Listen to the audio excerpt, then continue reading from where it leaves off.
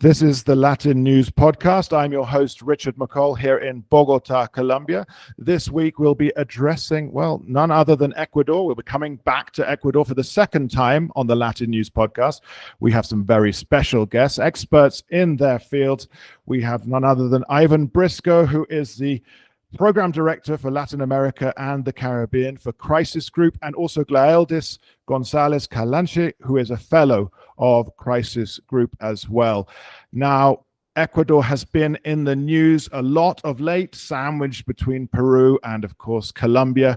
And we know all about the issues taking place, the violence, which has been, well, what can you say about the violence here? It's the murder rate has gone up to around 40 murders per 100,000 people, the highest in the country's history, making Ecuador one of the most violent in Latin America. Of course, it's been just over 100 days since President Noboa has been elected in. And of course, he came in on, well, a promise to reduce violence and get Ecuador back on the right track. Perhaps we'll start with you, Ivan. How did we get to this point with Ecuador, so often perhaps lazily described as a remanso or a seat of peace up in this area of northern Latin America? Thank you very much, Richard. It's a pleasure to be with you. But that you're exactly right. The most shocking aspect of what's happened to Ecuador is exactly that abrupt transformation. This has happened over the period of 4 or 5 years. A decade ago, Ecuador had a really quite low murder rate compared to other Latin American countries, compared to its neighbors. It had previously slightly higher rates, but it had never had a large guerrilla insurgency. It had never had any of the sort of cartels which you'd seen in Colombia and in Mexico. It had never been a center for drug production, for example. In fact, it had been very careful to avoid coca production, which took place primarily in Colombia, Bolivia, and Peru, of course. So for all those reasons, that was why it was described as a remanso de paz. But the process of becoming a criminal center, capital, if you like, had begun years back and really started to explode in about 2018, 2019. And there are a variety of reasons, which I'm sure we can look into for these things. And one of the most important structurally is the movement of trafficking routes for drugs to the Pacific and to Ecuador in particular as one of the best areas to get into the Pacific sea trade through its ports. So I think if we're looking at the nerve center of Ecuador's transformation into what it's become today, we have to look at the Pacific coastline, and we have to look at towns like Manta, Guayaquil, where the ports have become areas in which criminal groups can make hay, contaminate, as they say, containers, shipping very large volumes of goods into European and North American markets. Remember that Ecuador is one of the world's biggest exporters of shrimps, one of the world's biggest exporters of bananas, if not the leader, a very big exporter of tuna and other goods, and these are, you know, willingly accepted as legitimate trade by markets, rich user markets in the West, and it's through that trade that Ecuador is also enabled to carry such large amounts of drugs. So I think that is the process which we're looking at, and tied to that is, of course, the after effects of the Colombian Peace Accord of 2016. It was the movement, as it were, of the center of gravity of the drug export activity from Colombia to Ecuador. Not all of it. Obviously, Colombia remains a very important platform for drug exports from the Atlantic coast. But there's no doubt that with the FARC disbanding, demobilizing, the Ecuadorian groups stepped up and turned what was effectively, until about 2016, 2017, no more than an occasional site for logistic help for the odd drug transaction into one of the biggest superhighways for the movement of drugs out of Latin America.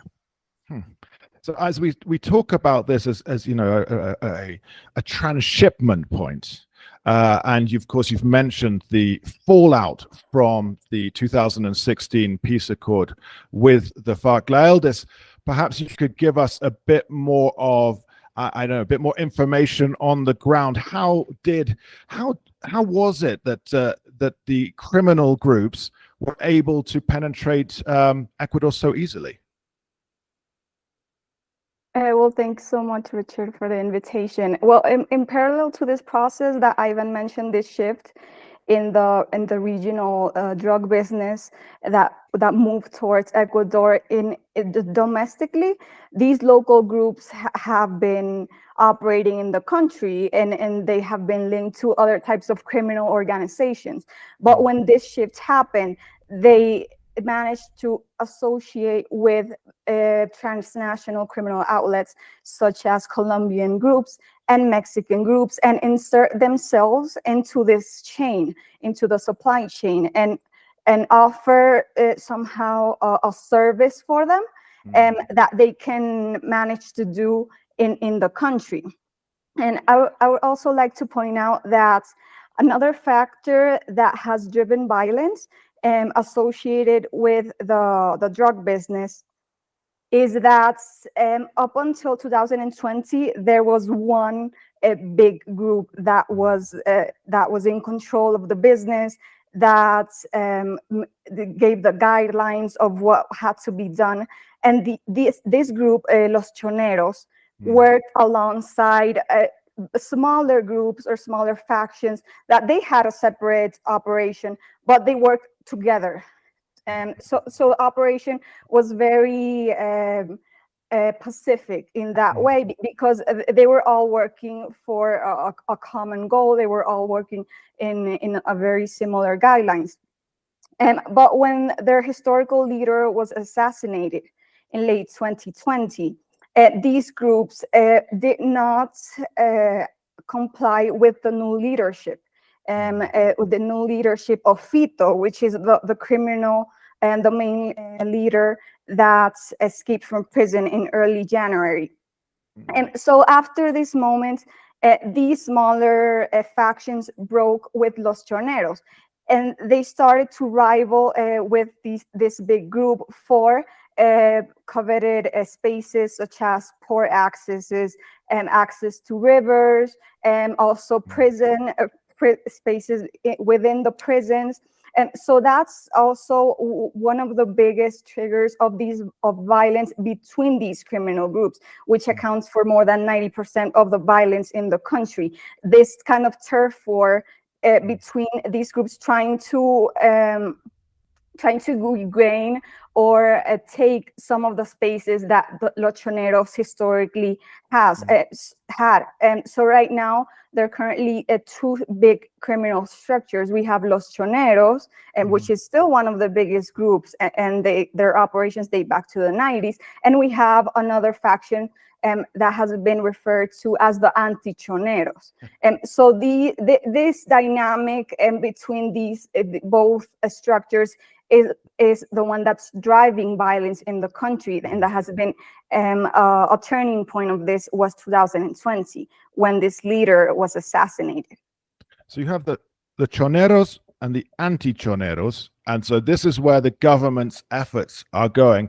How much can we point back to as far back as President Correa, when he sort of said, you know, under no uncertain circumstances, the US would need to withdraw their surveillance sectors. I think it was in Manta, if I'm not mistaken, their radars and their drug enforcement agency from Ecuador.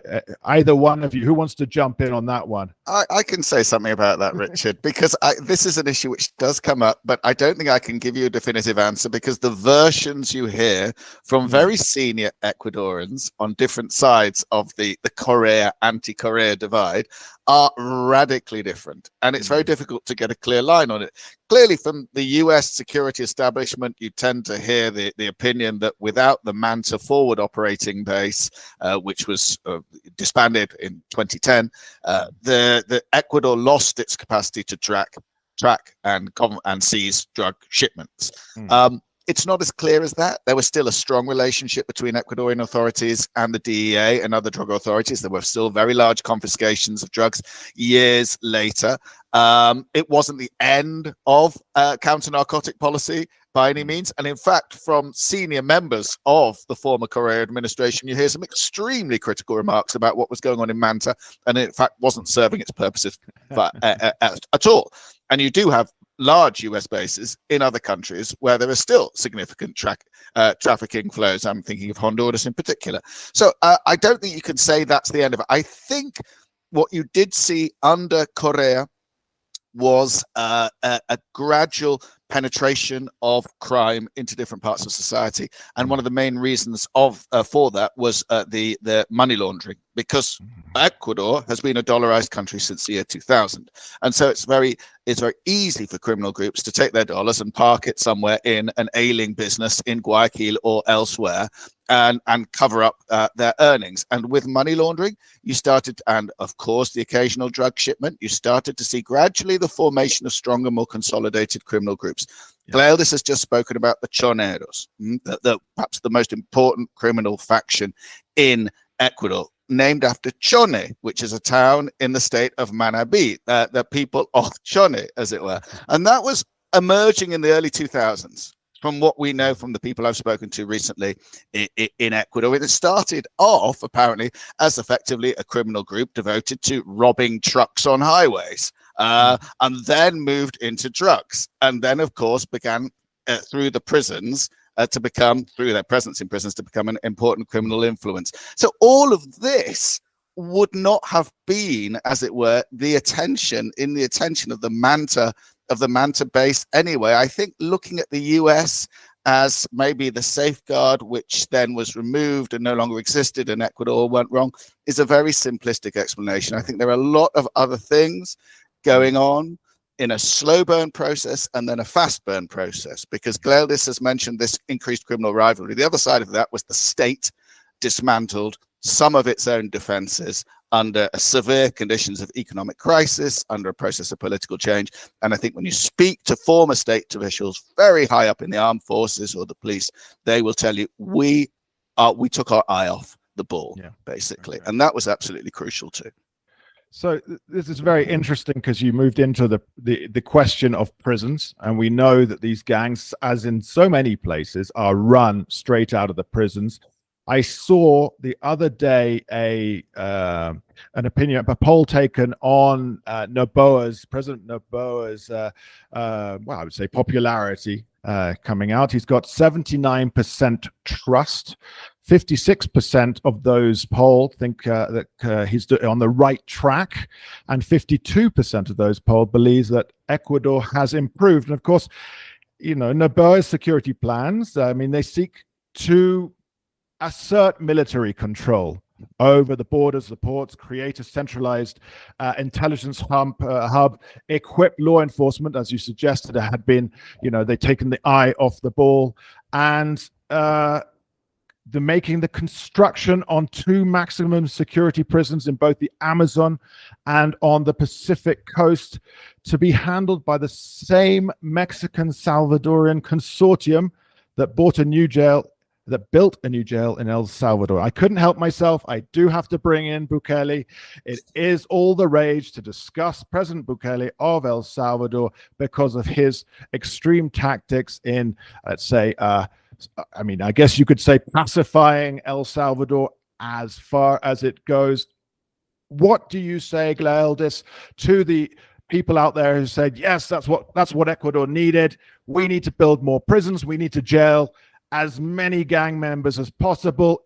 Is this something that he is doing, President Noboa is doing? Do you see it as a success story?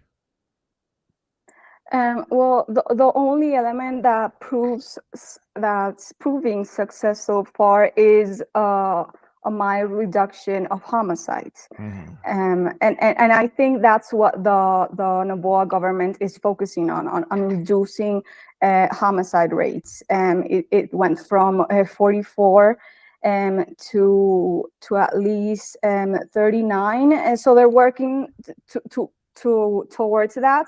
And that means controlling prisons, controlling prison access, and also try to dismantle these different groups, which we didn't mention that after the violent incidents of early January, the government declared a state of exception and then recognized the existence of an armed conflict.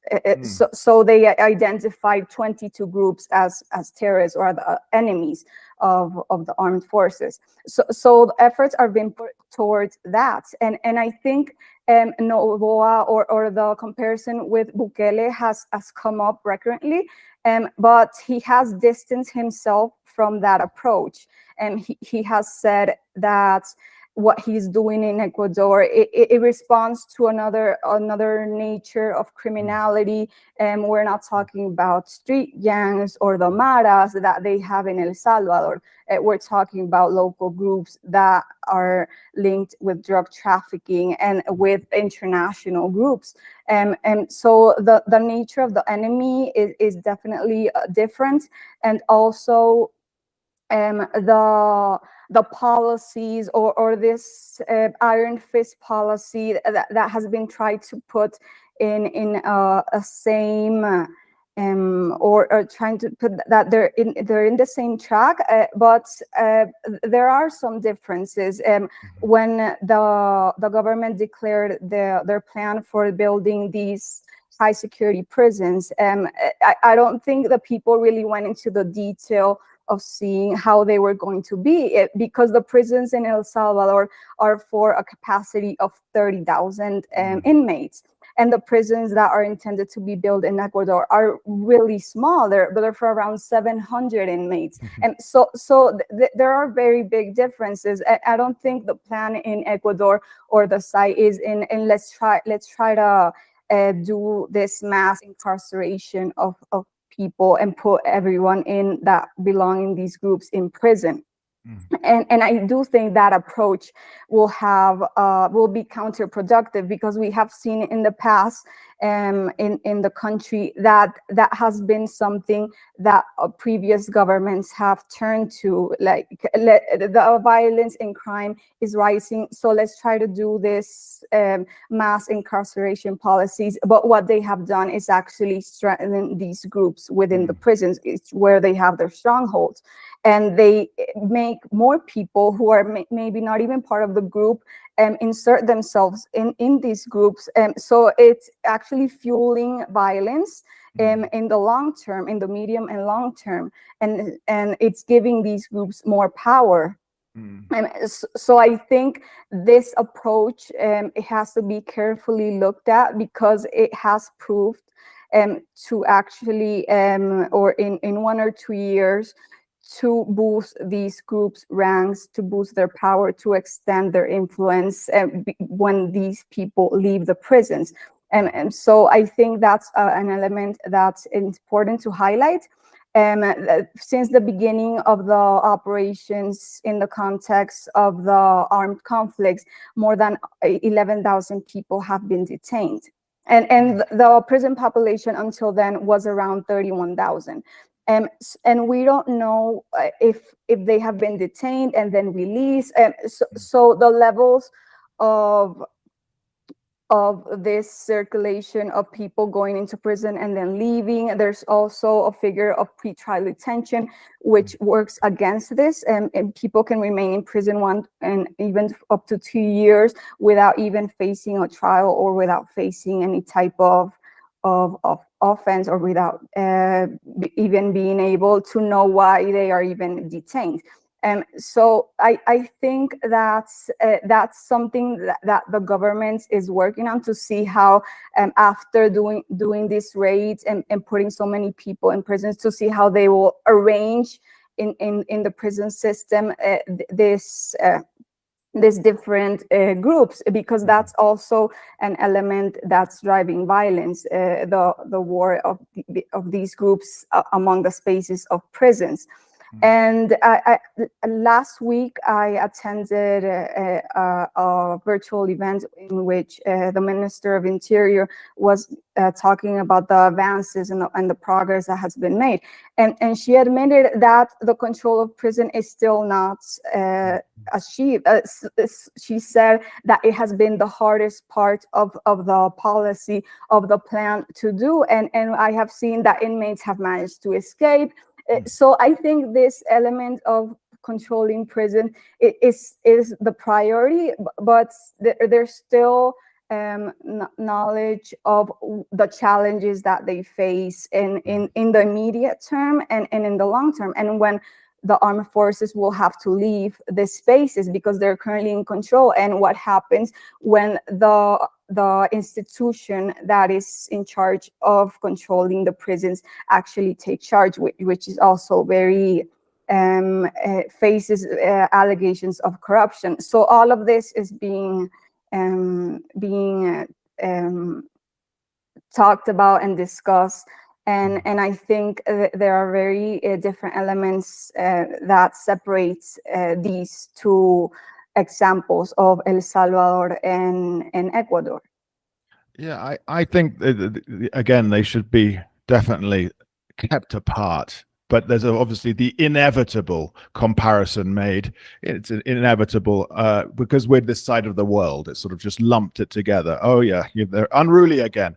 I think I'd like to just highlight for our listeners that this is the first time, once again, something you said, Glael, is the first time in Ecuadorian history that the government officials have declared an internal armed conflict. I think we need to keep coming back to that, because aside from Colombia, it's the only country in Latin America with an officially acknowledged conflict. I mean, this kind of terminology, this kind of I mean, a declaration is very important and will be incredibly important down the line, as you say, when they need to start withdrawing the armed forces and putting, let's say, the regular establishment entities into controlling, as you say, everything hinging on the government's ability to regain full control of the prisons. What happens when the prison authorities come back in? And this leads me to something I've read from Ecuadorian intelligence suggesting that thousands of troops and police officers collude with these criminal groups.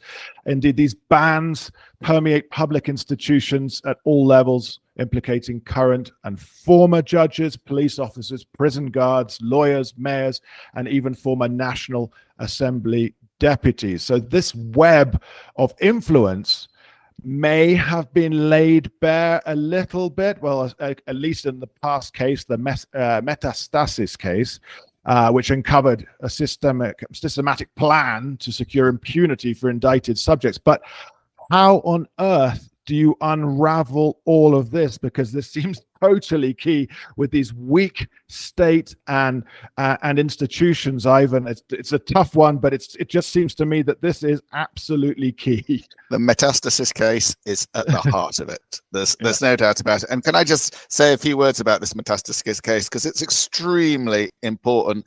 It was in many ways one of the triggers of the violence in January, but it also, as you said, it laid bare the problems that the Ecuadorian state are going to have. This was an investigation based largely on the cell phone records of a drug trafficker, a drug trafficking enabler, who was supposedly killed in jail late in 2022. Leandro Norero, who had links with various drug gangs. His precise loyalties were difficult to identify, so I won't go into that, but he seemed to have been one of the rivals to the Choneros. It's unclear. Anyway, in this investigation unveiled in the middle of December by the Attorney General, a very valiant lady called Diana Salazar, there were over 30 arrest warrants issued. One of them was for Pablo Ramirez, the former head of the prison service, and another one was for Wilmer Terán, the head of the National Judicial Council, in charge of overseeing all judges in the country. Just to give you an idea of the dimensions of alleged state complicity with crime. These were people who'd been named and mentioned and alluded to or somehow involved in the calls coming in and out of Leandro Norero's phone. this is absolutely crucial. The prison service is in the condition it is today, which Gladys has described very well, because of the collusion of prison authorities and prison guards, and also the terror and intimidation, of course, of criminal gangs. But when we know from the prisons, which have been entirely militarized today, that there are still people escaping regularly, then obviously there are still some loopholes which are very difficult to control. The judicial system seems regularly to let drug traffickers go in ways which are highly suspicious, and which again are part of the Plato y Plomo dynamic, as it were. The criminal groups threaten judges and prosecutors. Remember that the prosecutor who was handed the case, the investigation in January into the criminal armed occupation of that television and channel in Guayaquil, in those images which went all around the world, which everybody saw in every place, that prosecutor was killed a week or so later, 20 shots in his car. So, I mean, that's part of the dynamic. It's absolutely awful. But so how do you deal with, how do you put into practice a coherent, robust security policy when at various stages, at various parts in the system of law enforcement, of judicial prosecution, of state officials doing their job, that people can be corrupted? And this, I think, is, if I may come back to the issue of Bukele, is a fundamental difference from El Salvador.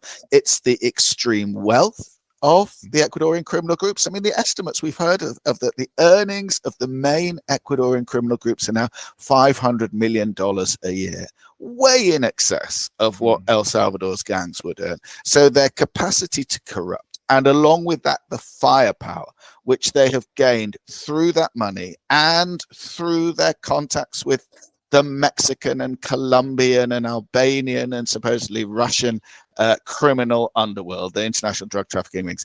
That capacity gives them a huge power. And so what is the state doing? Well, the state is taking various measures, there's no doubt. There's a vote coming up, a referendum in April on various measures, and one of them will be whether Ecuadorians can be extradited, obviously with a view to sending them to the United States, as Colombia does, en masse, so that they can be imprisoned there and tried there in probably more safe conditions.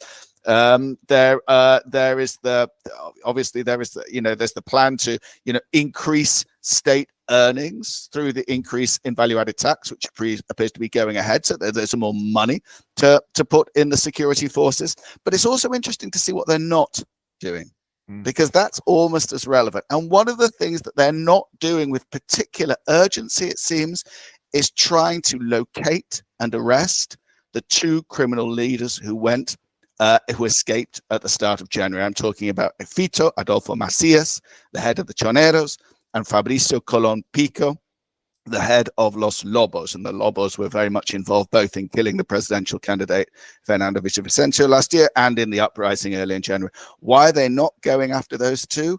Because the risks of bringing them into prisons, of them bringing into intimate connection with prison guards, police officials, judicial officials, are very high. So I think there's an understanding in the Ecuadorian state that they are playing with fire, and they cannot trust the entirety of the security forces at their disposal to do the job they need to do. They need to move carefully and strategically, and it's certainly not easy. This is actually a terrifying, it's a terrifying image that you're painting there. The inability to do anything about the leaders of those two groups, I think. And what of, I know that as you say, this referendum coming up. Is this the one also to include US military on the ground? No. No. That was part of an agreement that was reached with Guillermo Lasso, and that began put into place earlier February. Okay. Yeah. So I need to put this into context then with let's say President Noboa's, how long has he got left in his term? That's the other thing I see as a very big stumbling block. When are the elections due? Because of course he could only be in charge for the length remaining of Lasso's term. So when are we looking at elections in Ecuador, please? To mention the popular consultation that has to take place 21 April, and that has faced a big backlash by other political forces, because there's also a topic of of how is this going to be financed, and they see that this will require a lot of resources that can be put for other things and to sustain the military operations. And as for the presidential and legislative elections, and they're expected to be held early next year in February, the first round. And I think that this the remaining of this year, and we will see the tensions rise because it will be an electoral contest, and so we will see the competition, and Noboa also has ambitions to participate in the election, and for his political group also to participate in the legislative election. So we will have to see this next month, how this will play out, and how it will also affect the alignments or the very fragile alliance that we see that is in place right now with other political groups, mainly with the Correísmo. To advance in this security policies. So I think this will, or the time, or the factor that this government is working against time, and it's also looking to have a next term, to have 5 more years. And so it also has to weigh that in, and what can they do to have popular backing of their candidacies ahead of the elections. Yeah, I presume, I mean, for the time being, there's this, like, as you say, an uneasy agreement, but then the Correísta candidate, whoever is going to come in and make as much noise as possible, if there aren't wins being, noted down in the Noboa side of things. So do you think he's on the right path, Ivan, or do you think it's just more complexities ahead for? I mean, there is clearly a honeymoon at the moment. Okay. There was a honeymoon when he took power. It didn't last very long, but he's recovered it, and he's extremely popular at the moment because he's acting in a very concrete way. As Gladys said, violence seems to have receded a little bit, certainly from the levels we saw early in January. There's a sense that, again, there's a great applause for the military, for the massive detentions. Thousands of people have been detained as part of Plan Phoenix. The sense that there is now a president determined to take this issue on, and he's not tarnished with the same brush as Guillermo Lasso, his previous president, who declared over a dozen states of exception, and which achieved very little indeed. The move to declare an internal armed conflict, although it isn't really an internal armed conflict, and although these really aren't belligerent groups in the classical sense, it galvanized the military and the police in a way that we haven't seen before.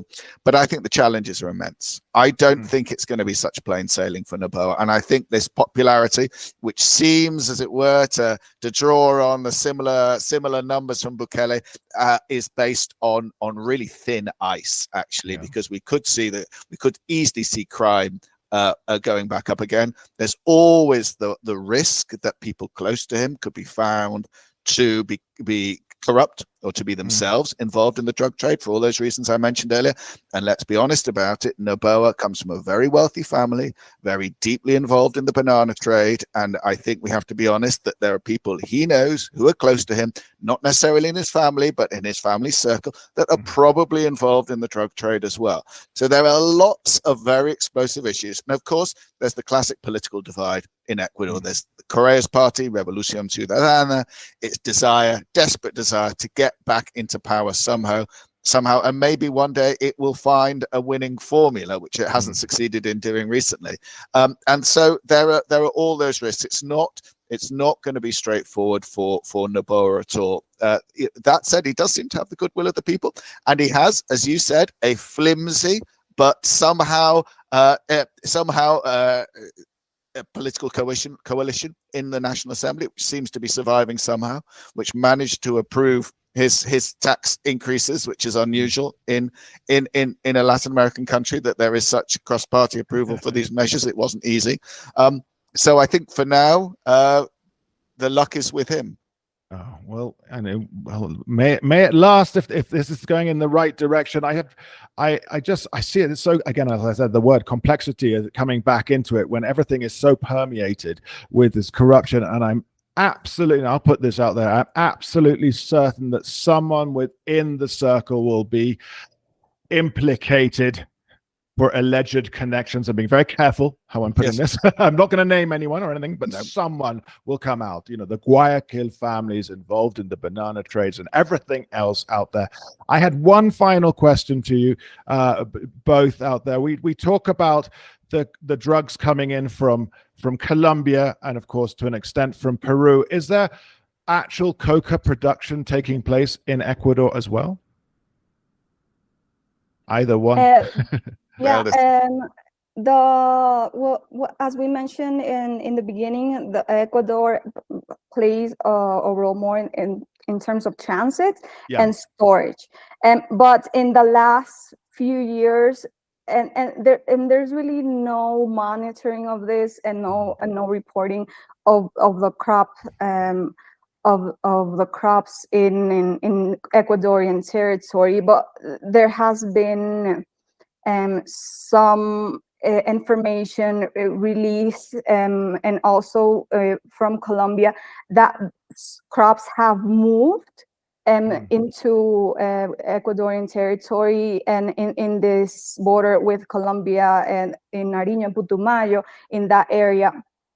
But also that they have seen an increase in laboratories for refining coca in Ecuadorian territory. And I think apart from the increase or slight increase in crops in Ecuador, I think that the existence of more laboratories in Ecuador is really the most important element. And not only in the border, they have found laboratories in cities, in Quito, in Guayaquil.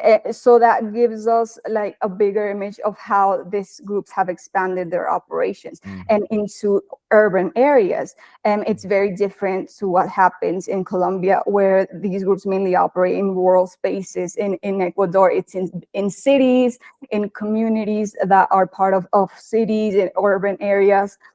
So the dynamic is very different, and it also affects more the communities, impoverished communities that live there, and that basically some of them live hostage to some groups that have a very good stronghold of these communities there.